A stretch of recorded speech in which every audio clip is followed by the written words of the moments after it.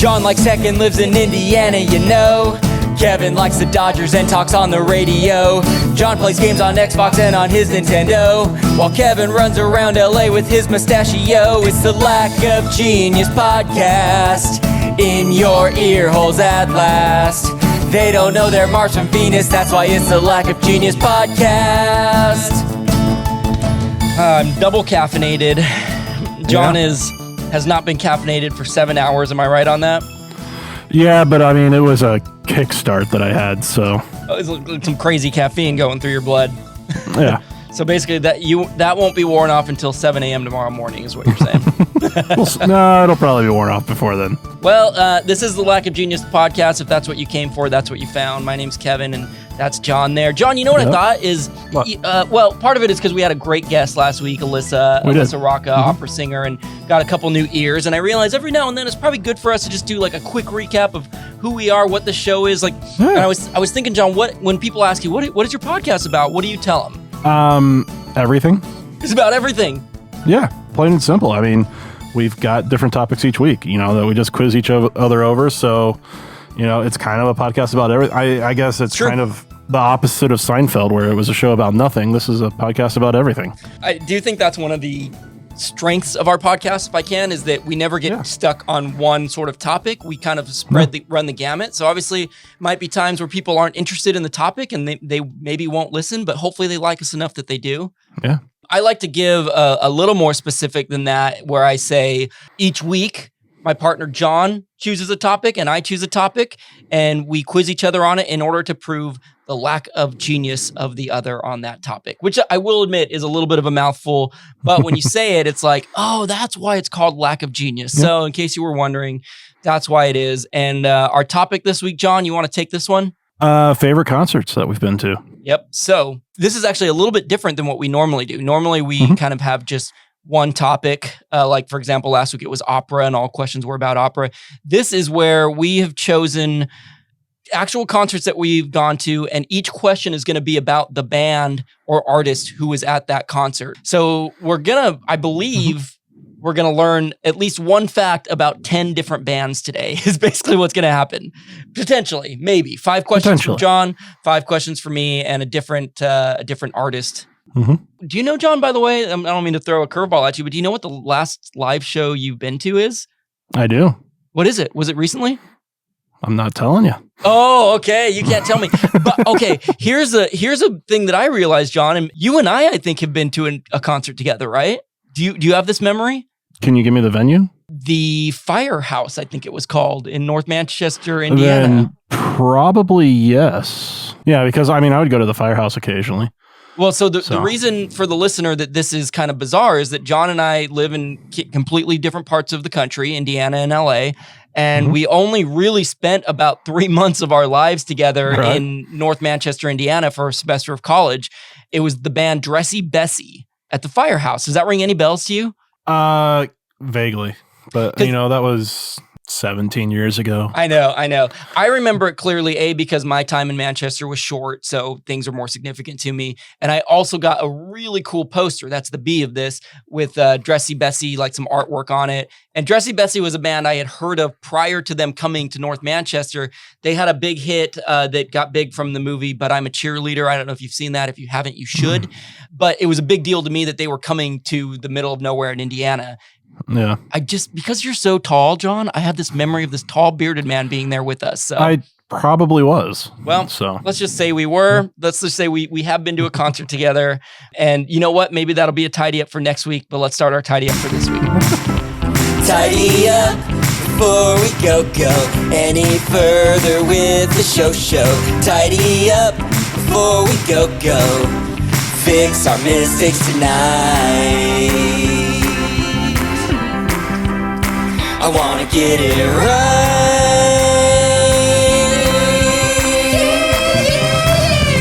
Tidy up. John, we have our first ever, I guess, prize to give away on this show, right? We do. A Lack of Genius t-shirt, which we, John and I don't even have a Lack of Genius t-shirt yet. This is the first ever Lack of Genius t-shirt. And what were we doing, John? Tell us about it. So we ran a air quotes March Madness bracket tournament. Month before April. Madness bracket. Or the month after February Madness, depending on what hemisphere you're on. Or 2 months after January Madness. But so we ran a bracket, and just for fun. And Kevin, do you want to announce who won? Yeah, I gladly will. What's funny is, as we're recording this, the tournament is not over yet. The championship is tomorrow as of our recording between Kansas and North Carolina. But in our bracket, nobody picked either of those teams, so everybody has maxed out on their points. And the winner is friend of the podcast, Shannon. Woo! Oh, wait a minute. Oh, I just had on my timing for the cheering. Here you go. Shannon! Which is amazing because John and I were talking in the pre-show. She, I believe, because there's 3 weekends of March of the month before April Madness, and she was in last place at some point going into one of these weekends, but there were so many upsets that her picks were better than anyone else's. So she is getting our first ever Lack of Genius t-shirt. She is also the mother of the child who provided, do I still have it? Yes, who provided us with this. That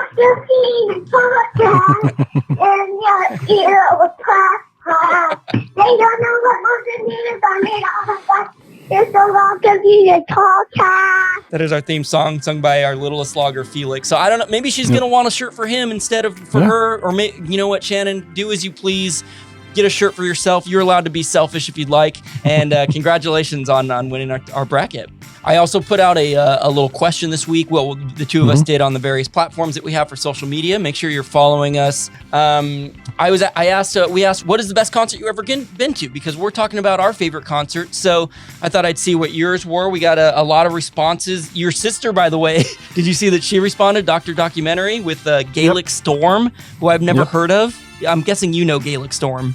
I do, and you've heard their music if you've seen Titanic.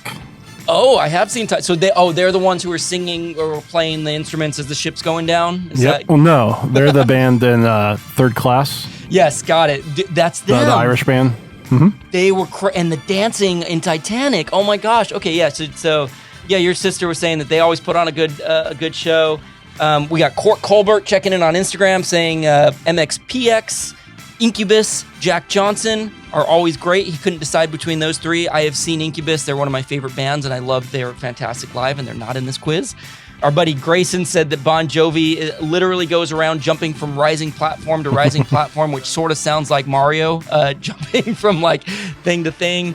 And then we got at Studio Uteki on Twitter, also known as the Lord of Darkness, it would appear, but he mentioned Radiohead in Tampa during their In Rainbows tour. This was this person's first chosen concert, the first concert they ever chose to go to, which makes me wonder what concerts he was forced to go to prior. I'm saying he. I actually don't know this person's gender. I apologize, but I don't know what their first concert was. But thanks for checking in with us. Yeah. And I feel tidied up now that now that we know what our listeners enjoyed. How do you feel? I feel like asking you some questions. Yeah. Okay. So do I. So let's quiz it up. Here we go. It's time to take a quiz or two. Like a Genius podcast doing this for you. You may fail, but it ain't no lie, baby, it's quiz time. Don't really want this quiz to be tough.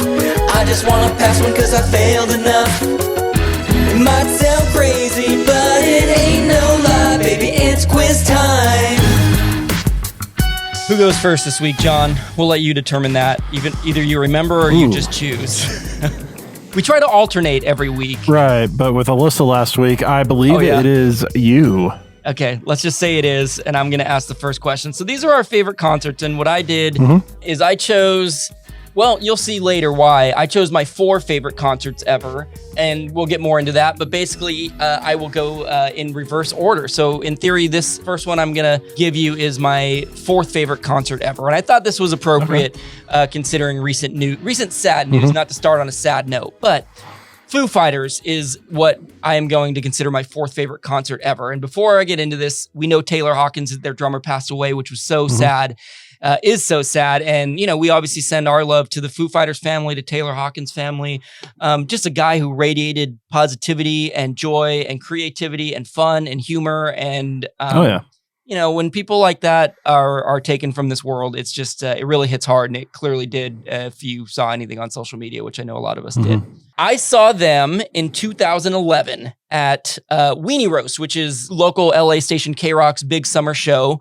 I worked at the station at the time, so I would go every year. And this was a rare one that I got to go to. They were the surprise guests at this show, which was awesome. So it was this great lineup that included all kinds of really great bands. Foo Fighters weren't even on the lineup. They have this rotating stage, and Foo Fighters come out and they're playing their guitars. And my memory of this is it was in the best way possible, the loudest I've ever heard just pure instruments make. There was no DJ, there was no backing track. It was just like 3 guitars, a bass, and drums. And it sounded clean. It wasn't like distorted and annoying. It was just like, you want to talk about face melting. That was my experience at that show. So there's my description, and here's the question. Before joining the Foo Fighters in 1997, which 90s female singer was Taylor Hawkins the drummer for? Was it A, Sheryl Crow, B, Alanis Morissette, C, Fiona Apple, or D, Leanne Rimes? So before this past week, I would not have been able to tell you the answer. But because, Taylor Hawkins died, everyone was, putting out obituaries and things about him. And so I learned the answer to this one this past week, and that is Alanis Morissette. You got it, John. Yep. It was a little bit tough coming up with a question. I definitely wanted to throw this in just to honor him. And probably a lot of you have learned, and maybe you haven't. And if not, I'm glad that you could learn it here. But yeah, he was the drummer on the tour that supported Jagged Little Pill, which I actually don't know when that came out. But yeah, for 2 years, he was the touring drummer. And if you watch the You Ought to Know video, actually he's in a few videos, but you can see Taylor Hawkins on a drum kit, and just really cool. What a cool band to be a part of. Alanis Morissette, such a fantastic musician, and to know that Taylor Hawkins was part of that, it's like, it just tells you it must have been such a cool vibe between all of them. So, all right, John, there you go. 1 for 1 for John, and let's go to number 1 on your favorite concerts quiz. So mine is more chronological. Okay. What was the first concert of a mainstream musician that I went to? So not like the symphony or something like that, but, an actual mainstream, like big tour recording musician. artist. Yeah. Got it. Okay. Flogging Molly. Weird Al Yankovic. Okay. Michael Jackson. Okay. Or Nickel Creek. Wow, John, this is tough. I know you like Flogging Molly. We both have a shared love for Weird Al. I don't think of you as a Michael Jackson fan, but it's possible that you could have gone with like Family as a child or something, or maybe you were do you count being in your mama's tummy? No. Okay, good, because some people do. Some people say my first concert was when I was in my mama's tummy. And then Nickel Creek is the 4th choice, who we talked about on the pre-show. It sounds like an amazingly cool, what did we call it again? Americana band, if you need to put them in a category. Okay, I'm going to choose Flogging Molly. I'm sticking with it. Let's do it. 2 no's? I only clicked it once. I don't know why I did it twice. But it was Weird Al. I don't even know if I'm getting so excited about this. I don't think I even knew that you saw Weird Al. Maybe we've talked about this before. Was for the Running with Scissors tour. Oh, my favorite album of his. Right. No, it was at Emmons Auditorium on Ball State's campus. He came. I convinced my parents to take me as a birthday present. And so, I got to see Weird Al. Weird Al, when I think about musicians and artists that I love, who I haven't seen, I think he's number 1. I've just never managed to see him. I have met Weird Al. I have a picture with him, but I've never seen him perform on an accordion or any other instrument. He's a fantastic musician when you really think about it. Yeah, he makes, silly songs and everything, but he's able to cover every single genre. Yeah. And make the covers be good. Yeah. And not just the music that he creates, but the lyrics and how perfectly clever they fit in. Like it's rare when you hear a Weird Al line where you're like, that's a stretch. You kind of had to force that in. It always seems very like, oh man, it's almost like that's how the song was written. This is amazing. Right. Well, and speaking of covers, did you see my sister's post where she was talking about how it was somewhat annoying when the real version of the song comes on for our, I think, quiz time.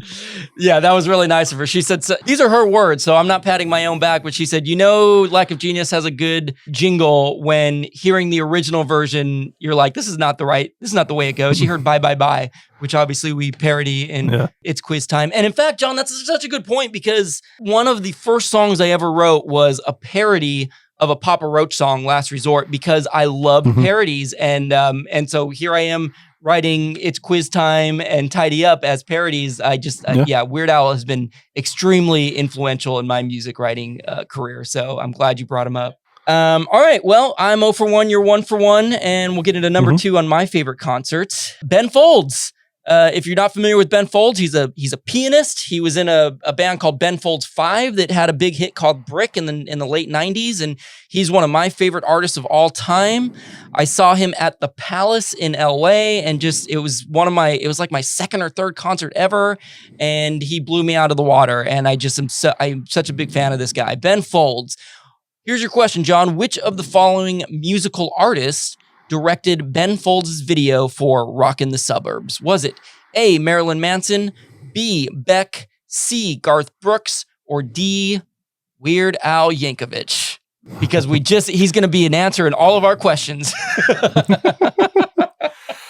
I feel like it's either Beck or Garth Brooks. Okay.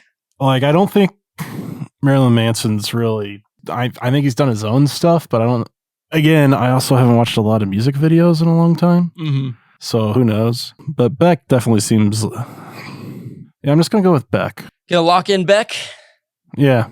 That is incorrect. John, this is a Weird Al only podcast. Weird Al Yankovic directed the video. And it was funny because when I thought of Beck as a choice, I was like, I could see Beck doing something like that. So I don't blame you for choosing him. But yeah, Weird Al Yankovic not only directed, but appeared in the song Rockin' the Suburbs. Any chance you know that song, John? Not off the top of my head, no. It's a song that was inspired by basically the rap metal phase of the late 90s, the Limp Bizkits, the Korns, that kind of thing. Ben Folds has a quote where he's kind of talking about how, like, why are these kind of like middle-class white kids complaining about how hard life is, And he used to go out, he would do this funny like metal falsetto scream thing at his shows where he would say things like, feel my pain, I am white, feel my pain, basically parroting these bands who are having such a hard time, which is ironic because Limp Bizkit was one of my favorite bands in high school, and then I ended up loving this. So in the video, Rockin' the Suburbs, there's a scene where he's wearing a backwards red Yankee cap. There's also a scene that's like the Korn Got the Life video where the bullet is going through I don't know if you've seen it, but going through so it's actually pretty cool. And yeah, Weird Al is in there at some point as like producing Ben Folds' album. Okay. All right, 1 for 2 for you. I'm going to try to go 1 for 2 in your concerts. What group have I seen 4 times? Dispatch. Okay. Flogging Molly. Jack Johnson or Tool. Wow. Tool, by the way, is a band I would love to see live. You and I haven't talked about Tool, and I don't think you've seen them 4 times, but I'm assuming because they're a choice here that you're a fan of theirs, and we should talk about Tool because I love Tool. Jack Johnson was brought up earlier by Court. Dispatch, we talked about last week a little bit. I got to choose Flogging Molly, though. That's why I chose them on the first one, because I know you've seen them, and I think we've talked about how you've seen them multiple times. I don't know if I would have come up with 4 on my own, but I'm going to say that applies here. So I'm choosing Flogging Molly. Yeah. Yep. Yeah. 2 times. I don't know why it's doing 2. Hey, I'll take it, but just not on the wrong ones. No, yeah, I've seen them 4 times. 3 times was while I was in college at Manchester. Okay, nice. 2 of the 4 were in Chicago. Nice. And then the other 2 were in Indy. So I've seen them at the House of Blues in Chicago. And then that was a school-sponsored trip by the radio station. WBKE. That no longer exists. John and I were both on that radio station in Manchester for a short time. And then another venue in Chicago. And then Warped Tour in Indy one summer. And then the Egyptian Room, which is the old National Center now, I think what it's called in Indy. 2 thoughts that come to mind as you were saying that. One is I do believe I've seen Flogging Molly, and I sometimes feel like really spoiled when it comes to live music because, as I alluded to in the Foo Fighters question, I worked for one of the biggest alternative stations in the world in LA, who would get some of the biggest bands, and many of those shows I would be working the show. So I'd be backstage, which yes is cool, but really I was really busy. I have a lot of good stories from like driving a golf cart. Like I drove James Hetfield of Metallica in a golf cart and Scott Weiland and had just private one-on-one conversations. Just like, well, how is this my life moments? But because of that, I end up missing a lot of the band's performances because I'm working the whole time. And I remember Flogging Molly played one of our Weenie Roasts and at least hearing them from a distance and thinking they sounded great. Yeah. The second piece of information that I'll say is John and I may be coming to you, maybe not the show itself, but on social media at the very least from Chicago together. I'm working on booking a trip there, but I'm going there when the Dodgers go and play at Wrigley. I really want to go to Wrigley Field, and John, 3 hours from Chicago? Yeah, give or take. You're going to come and meet me at the game. We're going to sit in the bleachers. We're going to drink some beers, and we're going to, I don't know, yell at some people and have some fun. So and if Flogging Molly is there, we'll find a way to see them as well. We are tied going into question 3, right? We're both 1 for 2. We are. I would not rank this next question as one of my favorite concerts, but it's one of my most memorable because it is my first concert ever. And I wanted to include a question. And it's not that this concert was bad. I've just since gone to better concerts, if you will. Right. So which of the following bands was not one of the bands at Kevin's first concert ever? No Doubt, The Offspring, Weezer, 311. Weezer's kind of the oddball. Yeah, they're all in the alternative rock world, obviously, especially of right. This was in 2002, I believe. But still, Weezer's the oddball. Yes, they're all alternative bands, but I mean, you got West Coast ska, you've got West Coast punk / ska. The Offspring, no doubt, The Offspring, and 311 is, punk. Yeah, kind of punk. 311's hard to describe. Alternative, but like punk. Almost, they sometimes have some reggae sounds. They have a little bit of rap in there. I get what you're saying. Weezer kind of a straight up rock band. Right. Yeah. So you said this was 2002. Yeah. It may have been 2001. Maybe it was either late 2001 or actually. So if you're on the live stream, here I have it right here. I better cover up who played in it. February 26, 2002 at the Long Beach Arena. I'm showing on the stream. It's all my ticket stubs for my first shows ever. In fact, there's Ben Folds that we already talked about. And I don't have one of the Foo Fighters one because that was a separate show, but there are more of these coming up. Oh, there's Ben Folds at the Palace, November 2002. Anyways, yes, this was February 26, 2002, my first concert ever. I'm just going to go with Weezer. You're going to say Weezer was not one of the 3 bands. So you're saying I saw No Doubt, The Offspring, and 311 at my first concert ever. Yeah. John, you are incorrect. I'm sorry. 311 was not at that concert. So it was, in fact, as I'm looking at the ticket stub right now, it looks like it was Weezer and No Doubt have the top names on the ticket stub. And then it was Concert for Artist Rights. So this may have been a one-off concert. I'm not sure exactly what rights they were fighting for, but then it's listed as Offspring and special guest. And I don't remember who the special guest was or if there was a special guest. But yeah, Weezer, No Doubt, and The Offspring. I went with my best friend, Danny. He is, at the time especially, and maybe still is, a huge No Doubt fan. He was really big into No Doubt then. And I was a little bit more in the Offspring, Weezer side. Offspring, right. I think then and probably even now I liked Offspring better, just a little more of the punk. I do like Weezer, and I did have albums by both of them at that time. Anyways, there you go. First concert ever. Well, I mean, according to Weezerpedia, that has the set list for that concert. Oh, what did they open with? Island in the Sun? Island in the Sun. Oh, yep. I called it. I don't even remember that. That was just my guess. Yeah, I mean, it's pretty much the Green Album, but No Doubt and The Offspring are the supporting acts. To Weezer. God, interesting. Very interesting. At least according to that. I mean, Weezer is the first name on there. Looking at the poster for the Concerts for Artist Rights, there was an evening of concerts to benefit the Recording Artists Coalition. So there was one night, there were 4 different concerts. At the Forum, you had Eagles, Billy Joel, John Fogerty, Stevie Nicks, and Sheryl Crow. Wow. You had Long Beach Arena, which is the one you went to, No Doubt, The Offspring, and Weezer. Yep. At Universal Amphitheater, you had what are now called the Chicks, the Dixie Chicks. Trisha Yearwood, Emmylou Harris, and Dwight Yoakam. And then at the wheel turn, you had Beck, Eddie Vedder, and Mike Ness. And this was all happening on the same night. The same night. So you got basically 4 different genres of music happening all in one night, all to benefit the Recording Artists Coalition. I am very glad I went to support that. I had no idea. I was just excited to be going to a concert for the first time. Yeah. This also was back in the day where you had to go to freaking Macy's to buy your ticket. You had to go to the mall and go to the bottom floor of Macy's. And Danny and I went and bought our tickets, and we have a physical ticket stub to prove it. Oh, thanks for looking that up, John. I didn't even know what I was supporting. I feel very good about my choices now. Well, let's see your third question about your favorite concerts. So, which lead singer has made fun of me at 2 different concerts? Dave Grohl. Okay. Eddie Vedder. Uh-huh. Dave King. Or James Hetfield. Wow, and we've already mentioned James Hetfield. Eddie Vedder came up in the last, as he was one of the artists, I believe, in the concert. Dave Grohl, I don't think I've said by name, but obviously the lead singer of Foo Fighters. And Dave King is, am I allowed to ask, is that Flogging Molly's lead singer? It is. Okay, I thought so. That sounded very familiar. If I was playing the odds, Dave King would be the choice because you've been to more concerts. Well, I think you've been to more concerts by them than anybody else.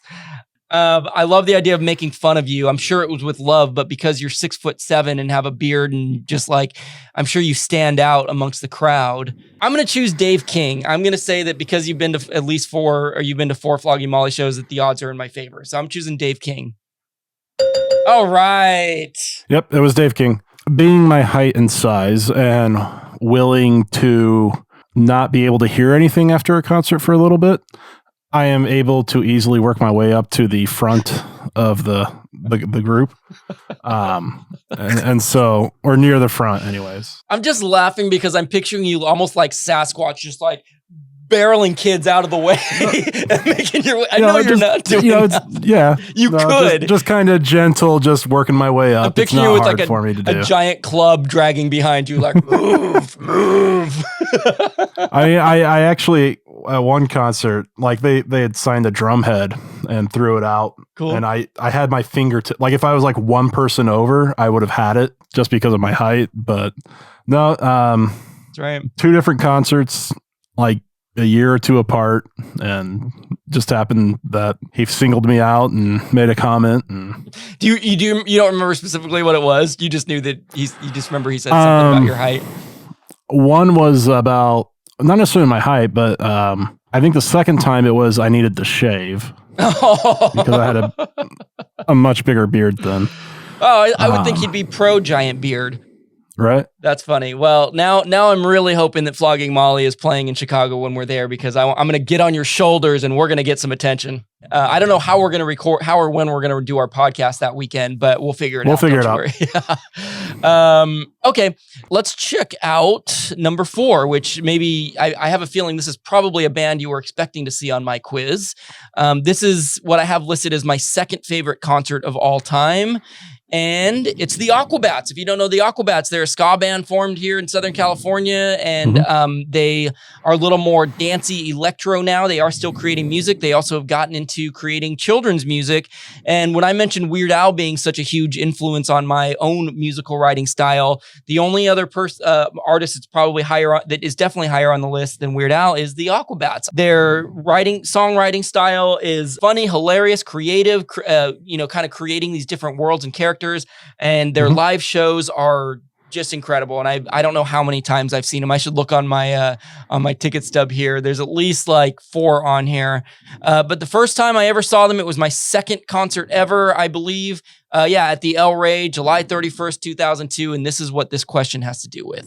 At that show in 2002, Kevin's first ever Aquabat show, what did the band send into the audience to compete in a crowdsurfing race? And so just for clarification, they sent these items in, and they had the right side of the crowd versus the left side of the crowd. You had to crowd surf this thing to the back and then back to the front, and whoever got to the front first won. So what did they send out to race in this crowdsurfing race? Was it members of the band, inflatable pool toys with kids on them, giant stuffed Chewbaccas, or giant inflatable hamster balls with mannequins in them? So was this before or after Travis Barker was in the band? This was after Travis Barker was in the band.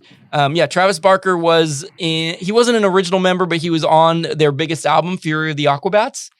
And in fact, the last time I saw the Aquabats was through 2 or 3 years ago when they did the 20th anniversary of that album, and Travis Barker came out in full Aquabats attire and drummed. And they did 2 shows, and I got to see him perform. It was very cool, very nostalgic. I'm gonna guess the giant inflatable hamster balls with mannequins in them. Again, your choices were members of the band, inflatable pool toys with kids on them, giant stuffed Chewbacca's, and you were choosing giant inflatable hamster balls with mannequins in them.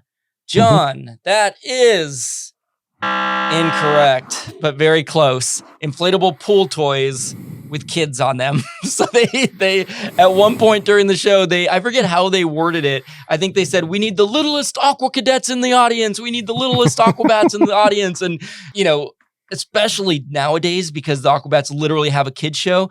When I went to the show 2 or 3 years ago, it was like, there were like half kids. Yeah, it was like half literally little kids, because it was people about my age who were Aquabats fans, but now their kids were too. So it was like literally little kids there. There wasn't as many in these days, but they got the 2 littlest kids.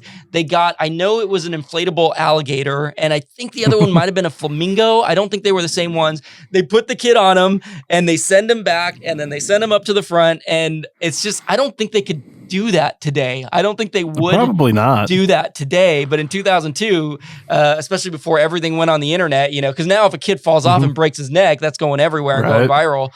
One other crowd surfing story that happened at an Aquabats show, I saw them a bunch of times when I was 17, 18, 19. I think I was 19, and it was like, I had done crowd surfing at their shows. Like it's fun. It's scary, but it's fun, but it's always gone well for me. The last time I ever crowd surfed, I think I was 19, and it's because I got dropped from straight up. Like sometimes it feels like when you're crowd surfing, if you've never done it before, it feels like you're going to get dropped, but then out of nowhere, a hand comes and lifts you up and you just keep going. It's incredible.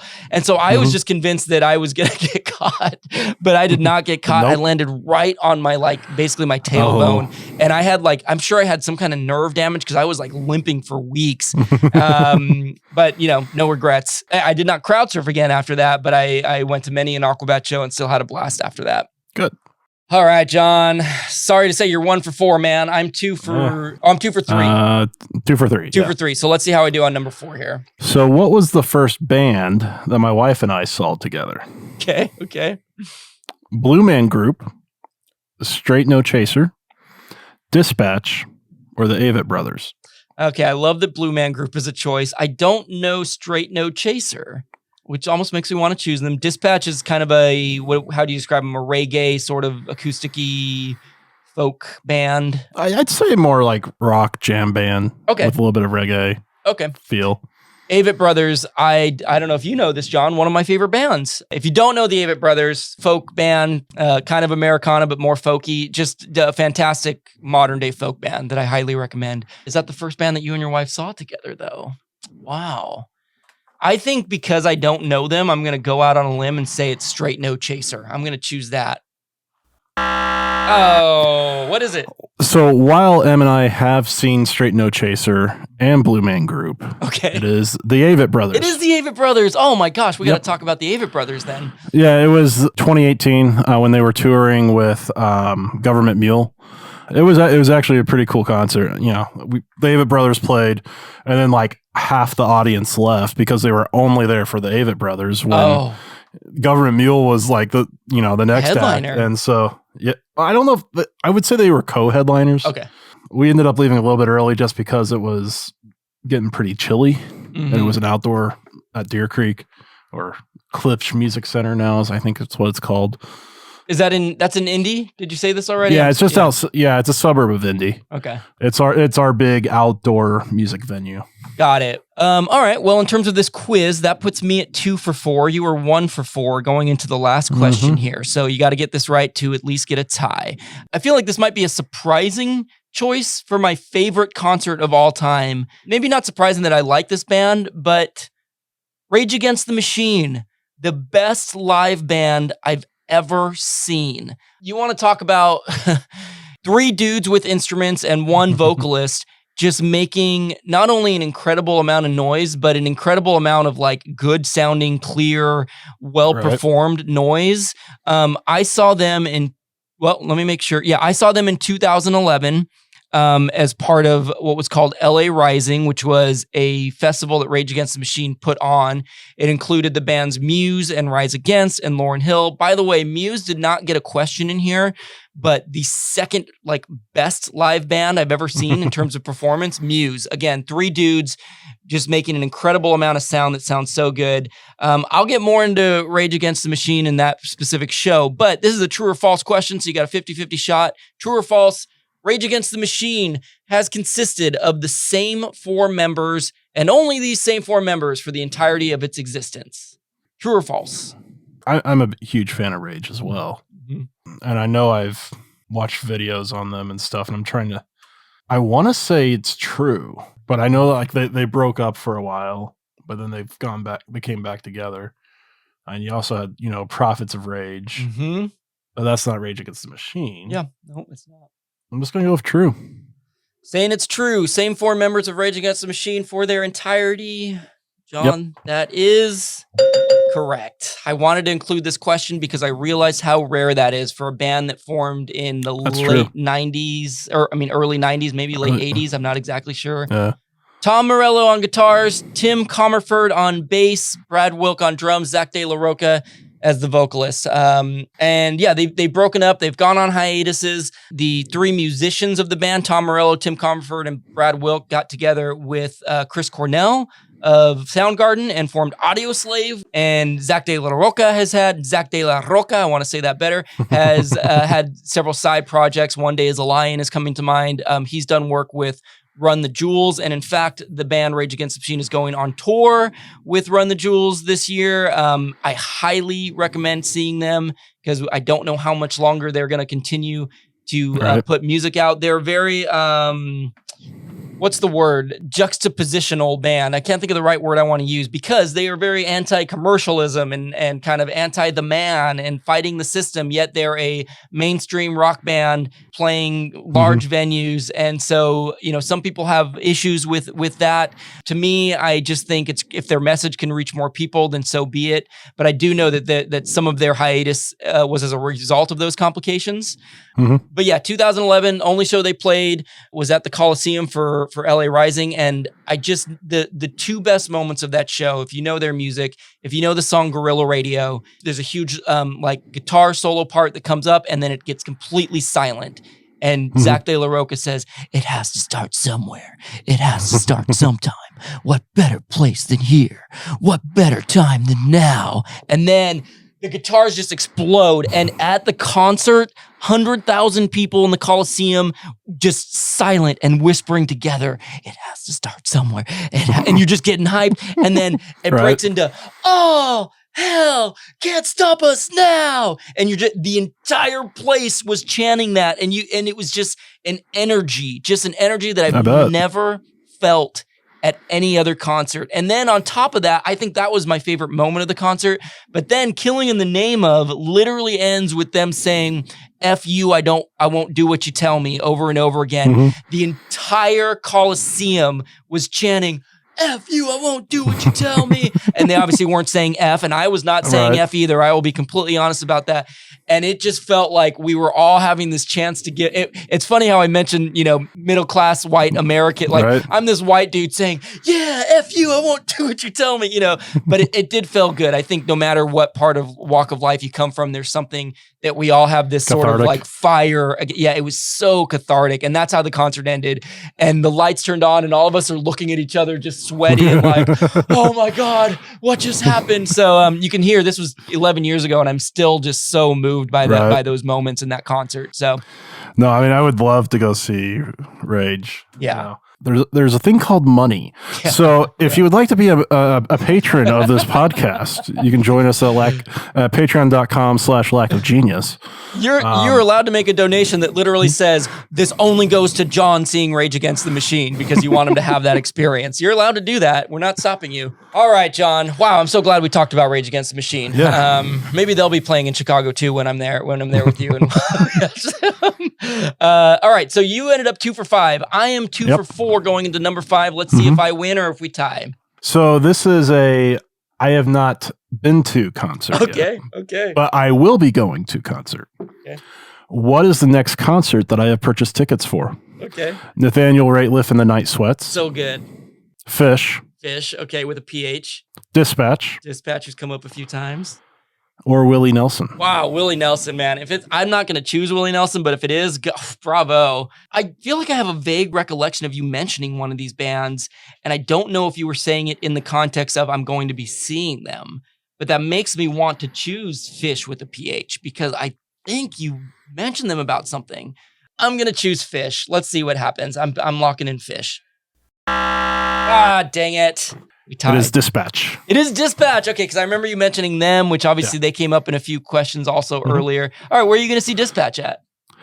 In Indy. There's a state park near downtown Indy on the White River that has an amphitheater that is fairly new. Cool. That replaced the old one.